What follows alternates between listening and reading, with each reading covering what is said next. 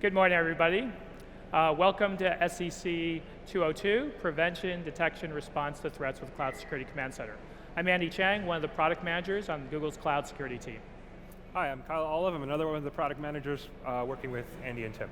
And I'm Tim Peacock. I'm another one of the product managers whose voice is incredibly loud. And so Kyle and Tim will come back on the stage to talk about their particular parts, but let's kick us off.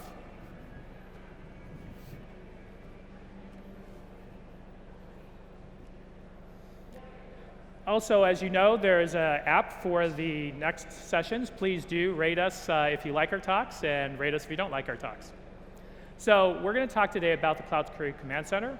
We're going to talk about threat prevention, detection, and response, the partner integrations to allow us to meet you where you are and allow you to use the existing products you have in conjunction and integrate with Command Center. We'll be showing you an end-to-end demo of how you can detect, respond to, and act on the security threats that you see either from vulnerabilities or from threat detection. Talk a little bit about getting started, and then if we have time, take some questions. So as you as customers move from your private installations to public cloud, typically what we hear are three major concerns. The first is really that change in visibility and control you see from what you have when you're in on-premise to when you're in the public cloud, and that concern that you won't have the same ability to really take the responsibilities and take charge of your systems. Secondly, and related to that, is we hear a strong concern about the inability for you to detect and respond to the threats that you see in your systems at the same rate with the same kind of detailed granularity that you have in the past. And lastly, as you add and grow into public cloud, there are a lot of new systems, new controls, new things to learn, and that inconsistency between what you're used to and what's running in public cloud also creates opportunities for misconfigurations, for items that are set up incorrectly, which introduces opportunities for breaches. Because of these kind of main concerns, we've really focused on creating the Cloud Security Command Center to give you one central place across your organization to look at what's going on, what assets you have, what types of data you have, the vulnerabilities that are detected, the misconfigurations, and the ability to detect bad actors doing bad things through live threat detection. In addition, we focused on allowing you to figure out different ways to respond to those threats that have been detected, either through direct notifications or through the ability to connect them to cloud functions to take action. So today we're going to talk a little bit more about how Cloud Security Command Center can help you in all these different aspects. So as an overview, the Cloud Security Command Center is really focused on prevention of threats. So that's the ability to look at what's happening in your infrastructure, to find some of the most common things that go wrong from a misconfiguration standpoint, and also to look at applications running on your infrastructure. So you look at vulnerabilities and weaknesses of those applications. Once we've helped you get to a better security state and have a good understanding of your posture, we then look to help you find what's activity, bad actor activity happening on your systems through a couple different systems that Tim will talk about. And lastly, through a built-in notifications pub sub and the ability to leverage cloud functions, and also our ability to let you export your data to the SIEM of choice, we allow you to now respond to those threats where you most likely want to and with the manner you would like. So with that, I'm going to turn it over to Kyle, who's going to talk to you about security health analytics. Hi, everybody. As I said, I'm Kyle Olive. I'm one of the product managers working with Tim and Andy on Cloud Security Command Center. And I focus on the products in Security Command Center that are designed to help you understand and improve your security posture so that you can prevent threats before they happen. I'm going to talk a little bit today about security health analytics and web security scanner. So we've seen a lot of different breaches in the news, and one of the things that a lot of these breaches have in common is that they're either caused directly or indirectly by misconfigurations in either the infrastructure or the applications that are running on the cloud. So we've designed Security Command Center to help you get a handle on what you have running on the cloud and to understand where you can improve so that you can prevent these threats from happening in the first place. So as I said, Security Command Center is designed to give you a single organizational level view of the resources and assets you've deployed into GCP. You can see all the different resources that have been deployed, broken down by asset type, and you can identify the changes that have been made in those resources over time. Additionally, with products like Security Health Analytics, you can also get insights into how these are configured to identify where you can close security holes and improve your security, again, to prevent these threats from happening to begin with. So let's talk a little bit about security health analytics. Security health analytics is now in a beta in Security Command Center, so you can go in there now, turn it on, and start getting these insights for your GCP deployment. So we have over 65 different detectors available in Security Health Analytics. These detectors will generate findings that will show up in Security Command Center as individual findings and also on a vulnerabilities dashboard. We'll see more about this dashboard in a demo later on, but the dashboard gives you a single place to review your overall security posture, either at an organizational level or filtered down by individual projects. You can also filter, sort, and search through this table by severity of the finding, by the benchmark number in the Center for Internet Security GCP benchmarks, or by any particular information you're looking for. So this really gives you a good starting point to figure out what should you focus on so that you can improve the security of your deployment. Additionally, every single finding that Security Health Analytics generates has information about the security impact of that finding, how to remediate it, as well as quick links and steps so that you can go directly from the finding into the right place into the GCP console where you can close that issue. And that'll kind of give you the understanding of what is this issue, how do I resolve it, how do I operationalize this so that these issues don't become a systemic problem in my deployment. So talking a little bit more about the different types of detectors we have available in Security Health Analytics. Up on this slide here, you see a small number of the detectors we have available. Again, if you want to see the full list of all 65 detectors, please review our documentation on the GCP documentation. You'll see the full list there. But our goal with these detectors is to span the whole set of different resource types that are available in GCP and to offer a very strong baseline level of insight into how secure are you. So we have detectors available for storage. For example, we look at whether you have publicly accessible storage buckets that maybe you didn't mean to be public. We look at things like networking to understand, do you have overly permissive firewalls? Do you have ports open that you shouldn't have open? We look at your instances, VM instances as well as GKE, to understand if you have things configured in a way that are either using legacy controls or are overly permissive or have other security issues. And then, of course, we have a suite of logging and monitoring recommendations to help you understand, are there places where you should improve what you're logging and monitoring so that if an issue does happen, you can figure out what happened and stop it from happening in the future. And I do want to touch on one thing, is that the detectors we've built, we've worked very closely with the Center for Internet Security to certify these detectors against the GCP Foundation benchmark there. So so you can use this as a baseline of security against the CIS benchmarks to understand how you're doing and track that over time. Okay, slide. So how does it work?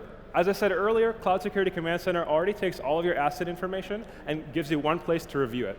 It also contains a lot of the metadata about those assets and how they're configured.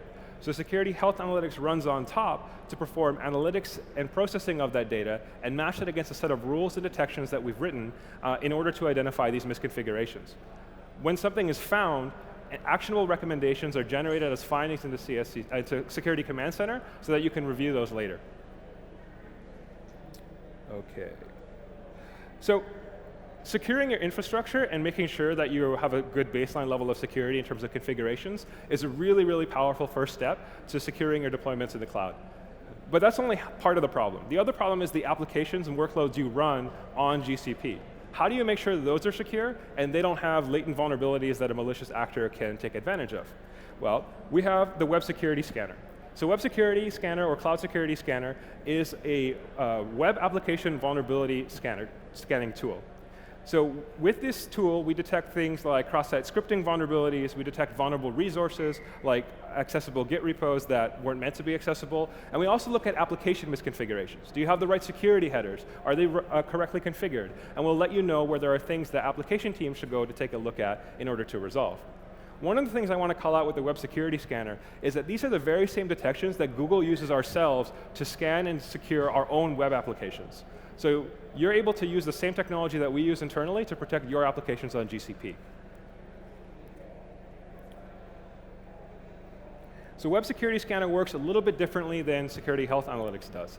Security Health Analytics, you just have to turn on and it will just start running in the background based off of the asset information that you have in Security Command Center. Web Security Scanner, you have to go in and configure each individual scan. So you go to Web Security Scanner, you'd say, I want to configure a new scan, and you'd tell the scanner where your application is. Give it a starting URL. You also have the control to give it the URLs where it shouldn't go. So if there are parts of your application you don't want Google to scan with the Web Security Scanner, you can give that to us and we won't scan those places. Once you set that up, you can then run the scan or schedule the scan to run on a periodic basis. So if you have a continuous deployment, you can schedule the scan to run on a periodic basis to also have updates. And we'll crawl through your web application and try to exercise links and submit forms and click on URLs to try to find real exploitable vulnerabilities. When those are found, we register those into Security Command Center. One of the things that we're really happy with Web Security Scanner is the high signal rate that we have with our findings. Because our scanner actually exploits, in a safe way, the vulnerabilities on your websites, we know that anything we generate into Security Command Center is a legitimate finding that you should take action on. We're also constantly improving the Web Security Scanner. I have a couple of updates that I'd like to share that will be available in alpha next month that give you more control over how the Security Scanner runs and how it has access to your applications. The first is support for scanning from static IPs. So now you can set up your scans with Security Scanner to run from a source range of static IPs that you know about, so you can set up firewall rules to give it access to applications that it may not have been able to access before.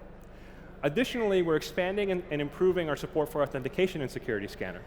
You'll now be able to use IAP, Identity-Aware Proxy support service accounts with Web Security Scanner to gain access to IAP-protected applications and scan those as well.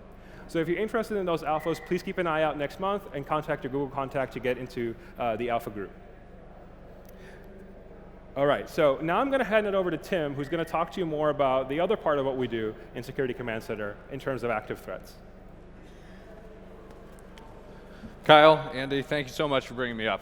I know that we all make investments every day in keeping our infrastructure, applications, and users secure.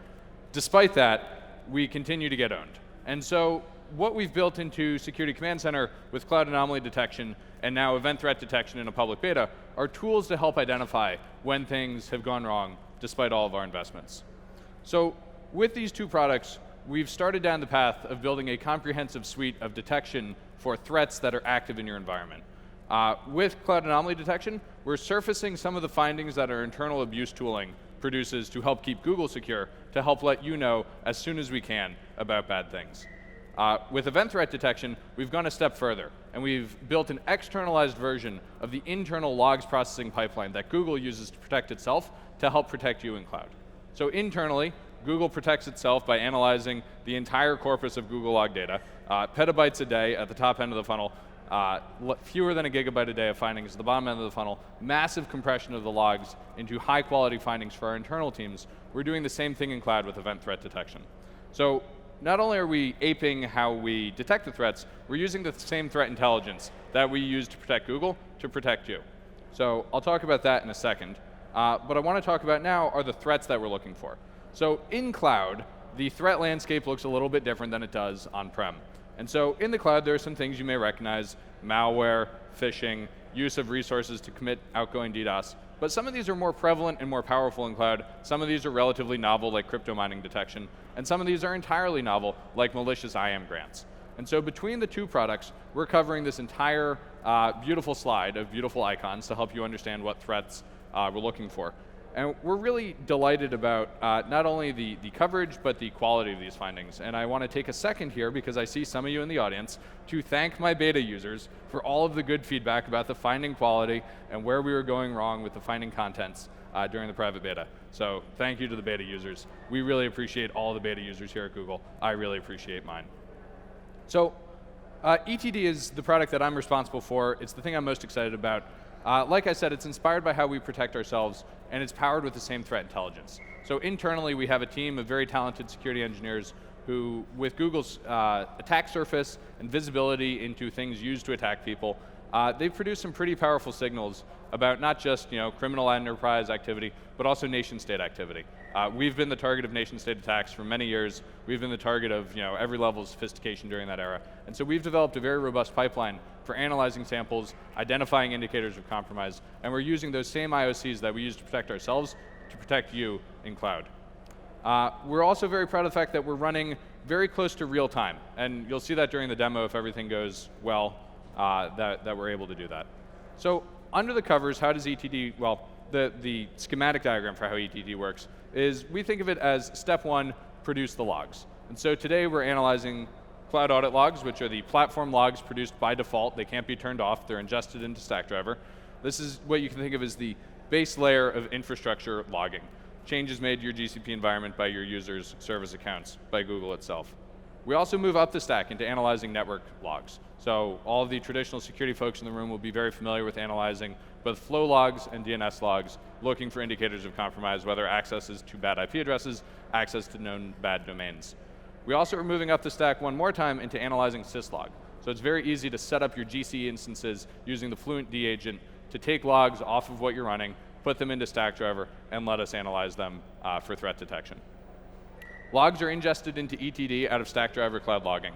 Stackdriver Cloud Logging is the place for log aggregation and analysis in GCP. We have a private interconnect with them, so you turn us on, those logs start flowing. That's all the setup that's required.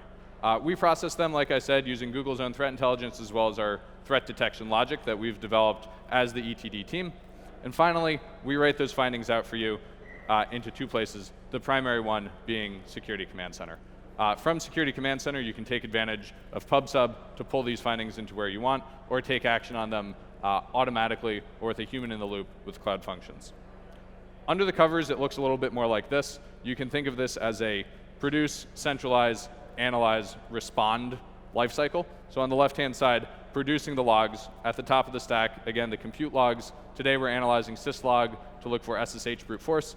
We're analyzing GCP network logs to look for accesses to known bad IP addresses for malware, crypto mining, phishing detection. Same thing for domains. We're also using the sizing and other properties of the flow logs to look for outgoing denial of service attacks. And finally, analyzing the platform audit logs. Today, this powers our anomalous IAM detection. In the future, there's a whole host of things that we can identify with the platform logging. Again, centralized in Stackdriver, it gives you, the user, an opportunity both to do your own log analysis as well as sync those logs out to things, other services like BigQuery, GCS, or off to your on-prem SIEM. ETD analyzes them, and we pump them out to Cloud Security Command Center. From there, using the PubSub setup, you can hook them into BigQuery for long-term archive and analysis, GCS for long-term archive, or even off to Splunk or your other on-prem SIEM. I know there are other ones, lots of users use Splunk. You can also consume them into Cloud Functions, and we'll talk a little bit about that during the demo. So I'm going to bring Andy back up to talk about responding to threats. Thanks, Tim. So as both Kyle and Tim have talked about, we've now given you one central place in your organization to look at your assets, and importantly, the vulnerabilities and threats, so the visibility and the detection part. The last piece is to help accelerate your ability to respond to that. And there are really three things that we end up focusing on. One, just as we're really excited to announce the public beta of both security health analytics and event threat detection, we are now in alpha for the built-in PubSub notification channel within the Cloud Security Command Center, which allows you to define a triggering filter to pick the events that you want to trigger on, to define the topic, and then connect that topic and have multiple subscribers, whether there are workflow systems, webhooks, or Cloud Functions, as Tim talked about, to take action. Connected with that last piece is our ability to actually provide a set of Cloud Functions out of the box for you to now use to take response actions, things that will close firewalls or change the permissions on buckets or do additional enrichment on your data. And lastly, as we alluded to, we recognize that we work in your ecosystem. So in addition to having the data centralized in the Cloud Security Command Center, the ability for you to export that data to the SIEM of your choice. In terms of responding to threats, the notifications alpha that we've launched allows you to create a notification config. In that config, you specify the specific query that you want to generate PubSub events, and also the topic that you want to attach that to. From that point on, you can then have that topic subscribed to by other projects, Cloud Functions, users, webhooks, other systems, and we'll show some of the integrations that we have built in. And then you can leverage those Cloud Functions, as we said, to take action. And our approach currently is to then make those Cloud Functions available through a GitHub repository. So not only are we contributing to those Cloud Functions, but you as a community can also add the type of response actions or remediation actions that you want into that Cloud Function library. Another important part of meeting you where you are is recognizing that you already have built trust and use a lot of existing security products.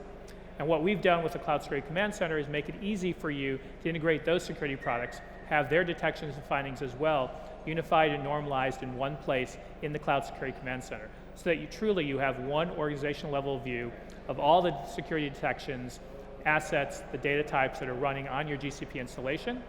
and therefore you truly have a good view of what your security posture is. We have built-in integrations either through PubSub or through sidecar applications to get you directly into Splunk. And really, you can take a look at our marketplace to see the rich set of folks that we have integrated.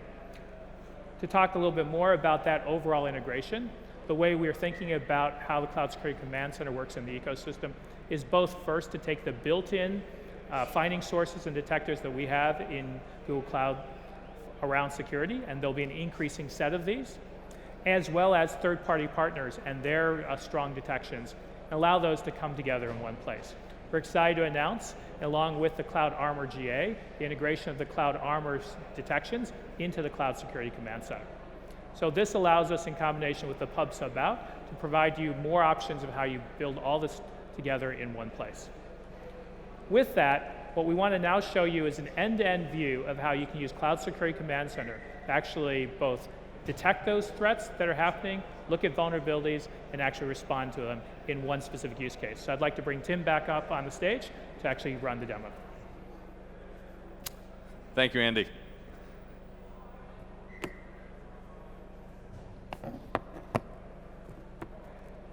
So it's 2019, and I still have users and Googlers every day getting compromised by SSH brute force.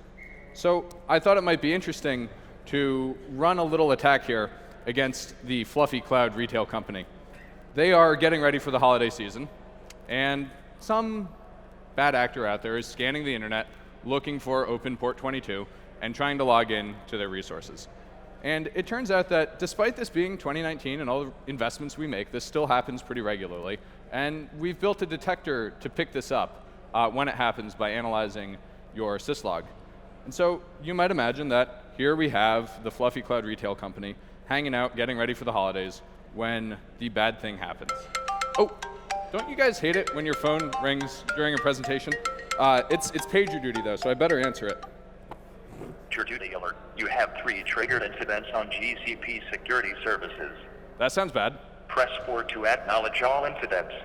Press 6 to... We better go see what that is. So let's pop over to Security Command Center and see what's going on. So I've navigated off the home page into the finding list view. I'm just going to refresh the findings to right now.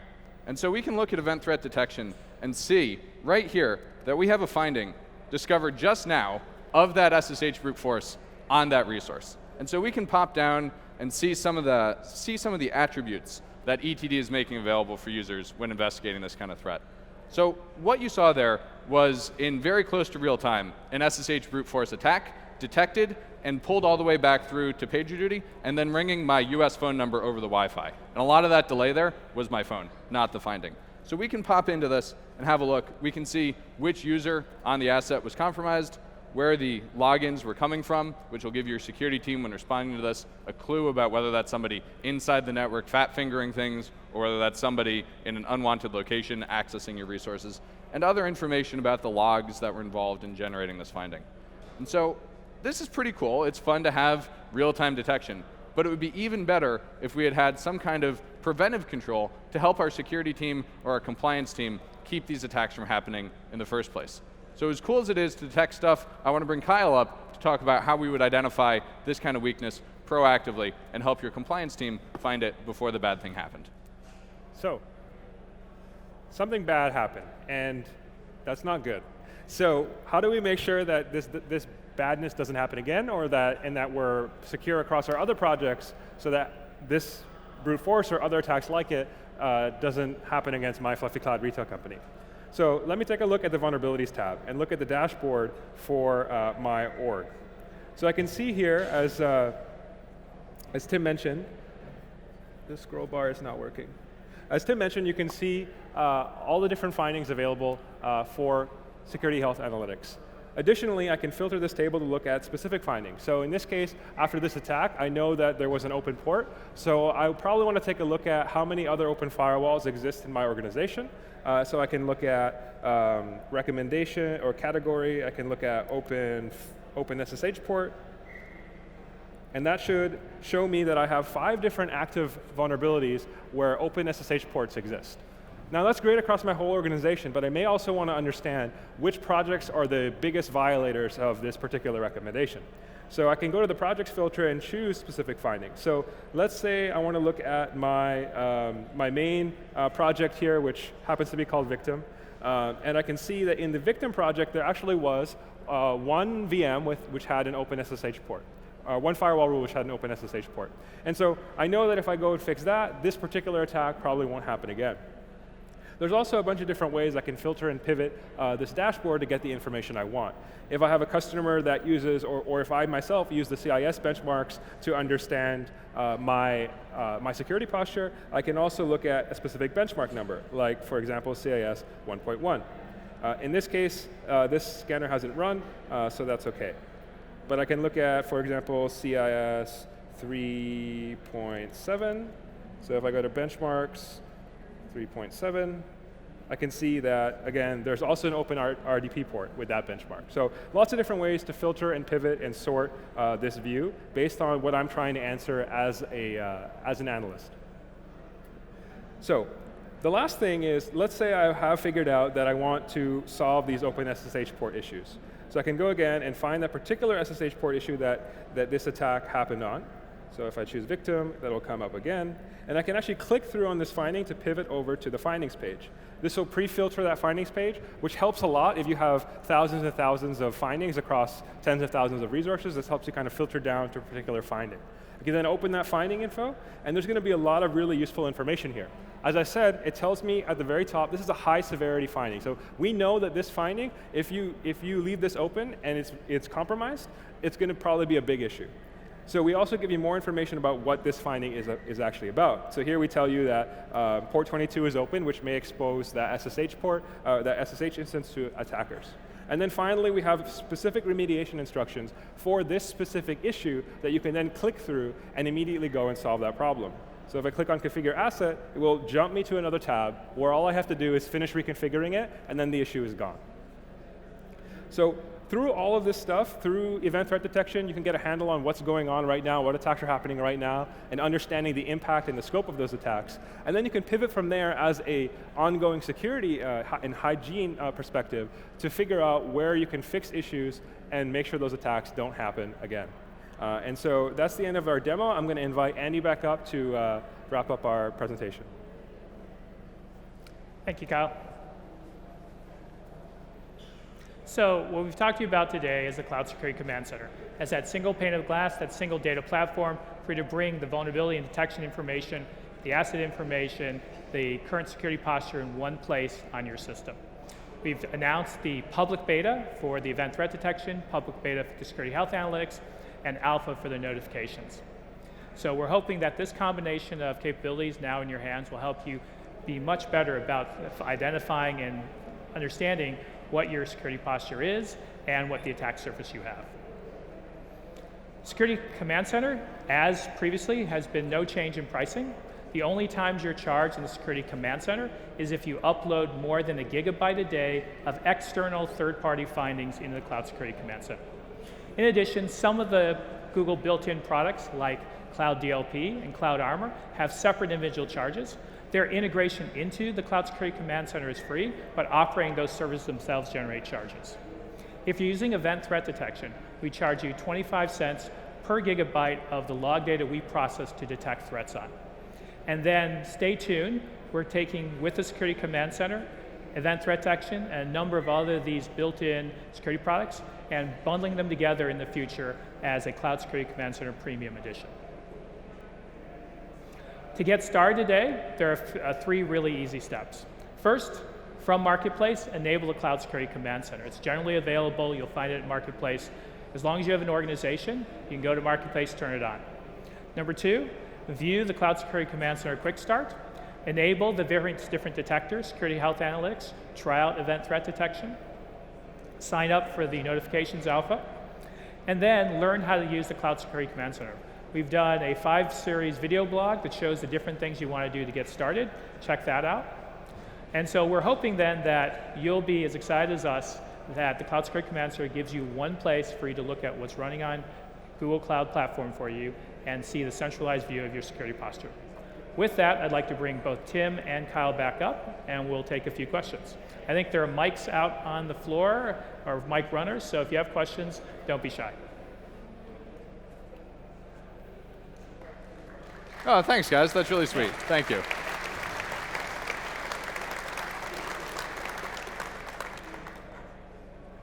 All right.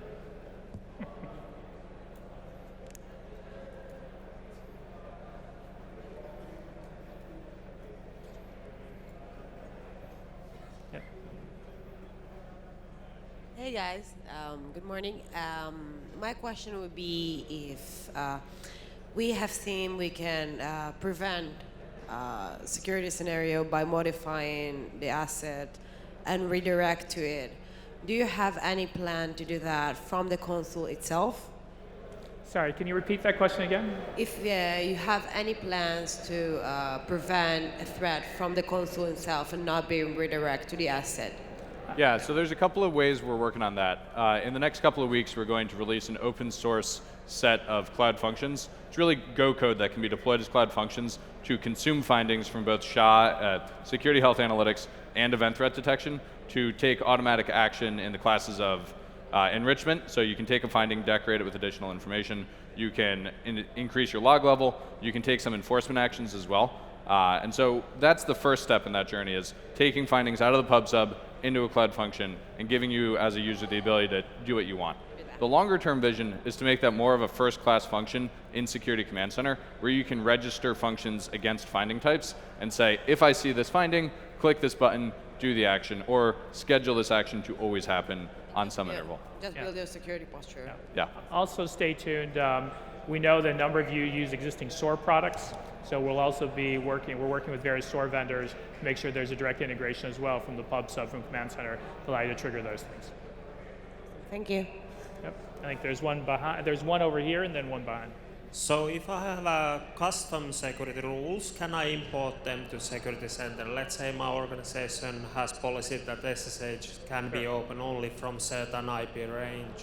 Yeah, so find me afterwards, and I'd love to get your thoughts on what are the first couple of ways you want to do that. We've thought about both ways to import threat intelligence, well as ways to make users empowered to build high-quality rules. There's debate about which is more valuable in the short term and which is more sustainable in the long term. Yeah, to pop up a level in addition to introducing your own threat intelligence, there's a number of different types of policies that customers have. You may have vulnerability detection rules, you may have threat intelligence, you may have specific threat monitoring pieces. Today, if you're looking at status checks and config checks for customized policies, the Forseti integration allows you the way out of the box to do that. Kyle will talk a little bit more about our future with security health analytics, and Tim can talk a little bit about what we want to do with custom rules on threat detection. Yeah. I mean, for security health analytics, it's similar as what Tim said. So we're going to continue to expand the detectors we have out of box. And our goal there is that with that scope improving over time, that'll cover a lot of the needs that customers have.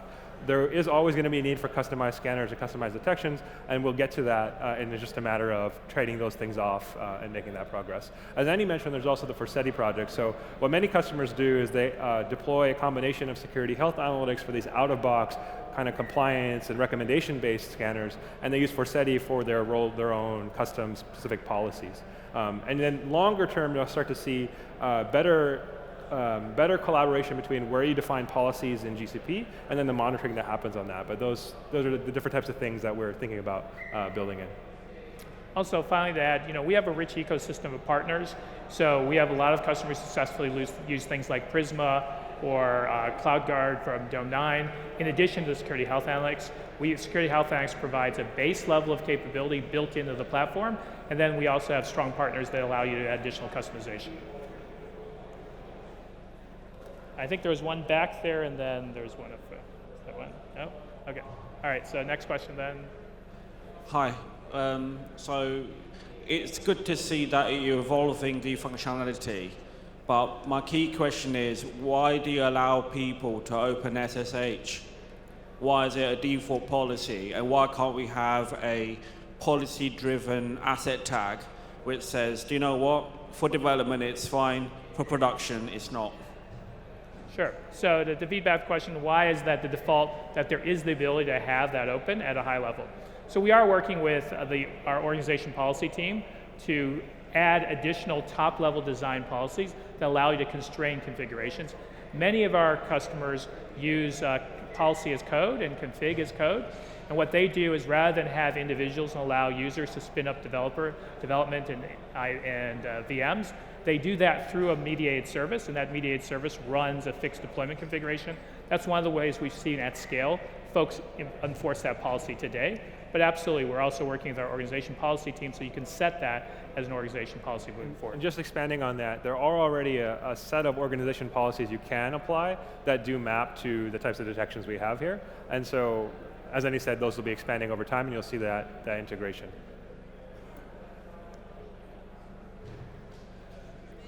Apologize, I have two questions. One, what's the roadmap for cloud function security? So some control are runtime. And the other one is, how do you think to integrate with BigQuery? And so if there is any plan on that, because from an analytics, security analysis would be a natural evolution.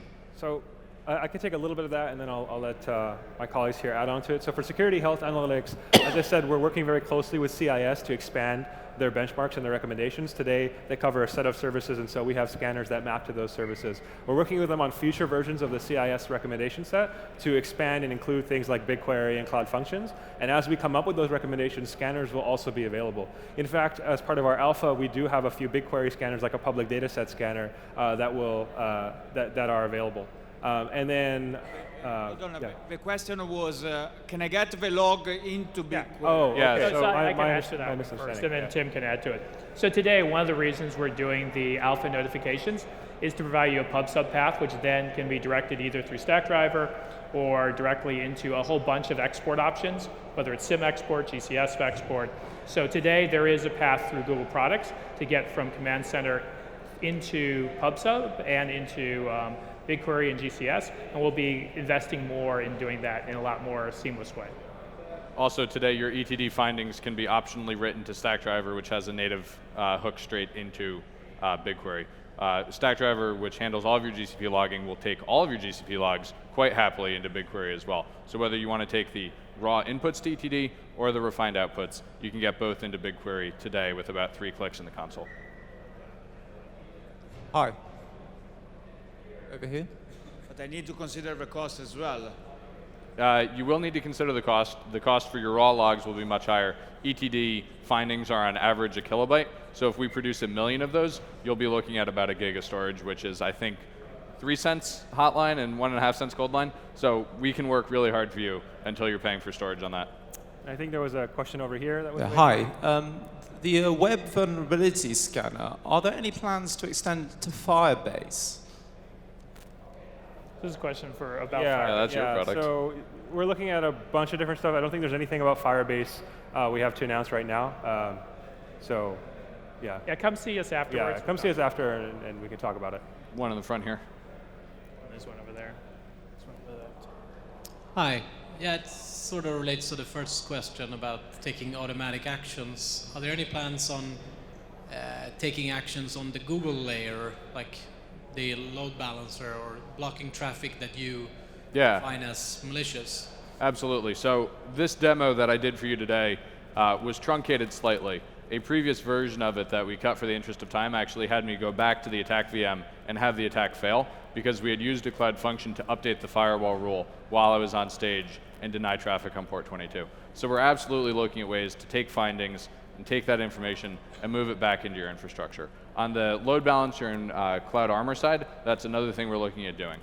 Yeah, just to be clear on the load balancer and Cloud Armor side. So Cloud Armor is now GA, and with the same set of Cloud Functions, given that a lot of how our Cloud Functions work is they react to a pub/sub event and then use existing API hooks, you can then make that connection. So a pub/sub event here can generate an action in Cloud Armor to either add to the IP deny list or allow list, or change one of the underlying rules. So that integration right now is not a managed service, but the components are in place for you to build a particular workflow in a bespoke way. I think there was a question up front here. Oh, well, okay. You first, and then I think the one in front. Hey. Yep. How do you, in Google, you calculate the return of the actions that you're actually taking? So the return of, so the value, or The value out, yes. is that about how we choose what priority we do things, or about how we decide which things to build, or a little more clarity on the question? How do you achieve higher level of security with the smallest amount of effort? Sure. So I'll start with that, and then my colleagues can add to it. So the way we think about things first is very data-driven. One of the reasons we invest in security health analytics is, as Kyle talked about, a majority of what we've seen across our customers, industry has seen, the main source of security essentially breaches, incidents today in cloud is due to that issue of misconfiguration. So we focus first on the things that are low-hanging fruit, make sure there are A, better, safer defaults, B, we have monitoring and automated tools to help you understand your security posture, and then we work down the list. I think some of the things Tim showed are, again, focused on the most common things that customers see, coin mining, brute forcing, and so that's kind of the approach we take. On the ETD side, our prioritization has been driven by a couple of factors. In part, we wanted to take advantage of the uniquely powerful threat intelligence that Google had internally. So we developed the IP, domain, and soon-to-be-released hash-based detectors using our internal powers. So that's one thing, is how do we take the most advantage of Google? The second thing was looking at the threats that we were seeing across the network of our own use of Google Cloud. So Google uses cloud extensively, and we wanted to understand how is Google losing to bad guys in cloud, and what can we learn from that surface? So that was the second input to our prioritization. The third was, what are the threats that cloud users face that are uniquely cloudy, meaning things that security professionals maybe don't have background for detecting with existing tooling or techniques in the industry, and how can we take advantage of being the platform provider to give you uniquely powerful detections in that department? That one inspired our IAM detector, and is going to inspire a couple of detectors that my TL left, so I could talk about it, and he won't beat me up, but I won't talk about it yet. But there's a couple more detectors coming next quarter that are uniquely focused in that area. So our prioritization has been take advantage of Google, learn from Google, do things that are uniquely Google powered. No, I want to echo what Tim said for Web Security Scanner as well. Like the detections we have there, we've already kind of prioritized for best bang for buck because we did that for Google, and Google has to prioritize like our work as well. So customers get that same advantage. For Security Health Analytics, we started with the most common baseline level of security because we know that these are the things that if you solve, you're at a pretty good starting point. Hey, so I'm curious about your malware, the malware domain and IP list. So how are they detected? Like, with misconfiguration, could your scanners detect them and add them to that list incorrectly, so they're a false positive, so your application's been blacklisted, so your ability to talk to other third parties could be compromised because you are, I guess, on that list, and how would you remediate that to get them off? And how does those blacklists work? So maybe, can you repeat the question a little bit louder? I think. Sorry, so I saw with your scanning, you had a list of domains and IP addresses that you've blacklisted. So how are they added to it? And if your scans, so someone's misconfigured it and it gets added to there as a false positive, that could disrupt like your application. So what steps would you go to remediate that, especially if it's production and you can't function? Right, so maybe to summarize the question, I think your concern is about there's always a dynamic between, especially if any system has a false positive, if you now blacklist, or rather deny list, something that has production impact, how do you handle that? Is that the general nature of the thing, and how do you dynamically? Using Google's lists, so you've got, because I saw that you had a Google listed of blacklisted domains and IPs, so it's managed by you guys, not by what as a user creates. Yeah, I mean, Tim can talk a little bit more, but first, that list of threat intelligence we use is stuff that's related to things obviously outside of Google, validated from Google's standpoint.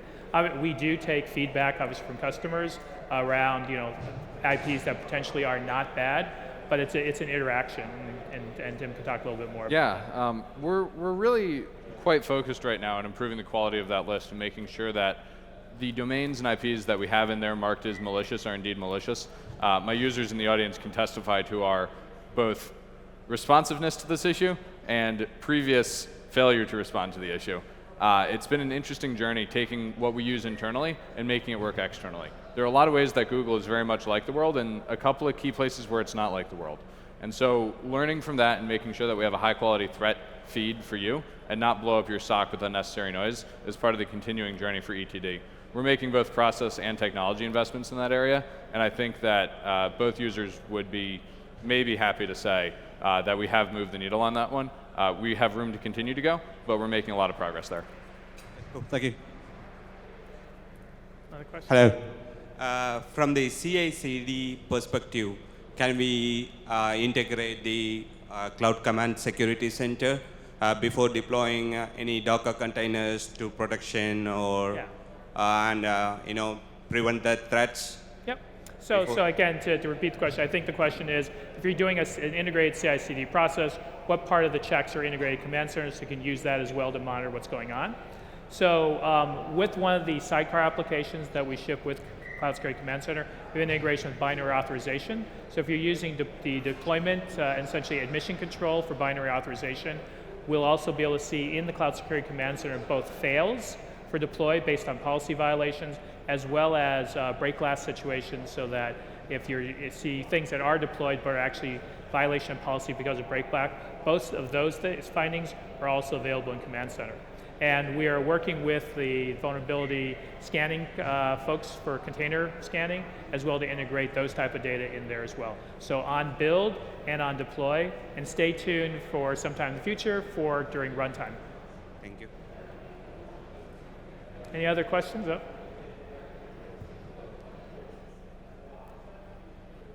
Yes, thank you. Okay, my question is from a SASE's perspective. Sorry, can you speak up? I think the mic. Yeah, I'm sorry, I'm hearing my own voice. Yeah. I'm asking about the SASE perspective, about the edge, IoT, the future of Google. I mean, how will you be supporting use cases that are driven by IoT devices, identity concerns, mesh networks, etc.? So to repeat the question, I think your specific focus was on, as the scale up in IoT with the great scale of devices, the kind of limited power at the endpoint devices, what's our strategy right now for how does that work on a security standpoint, right?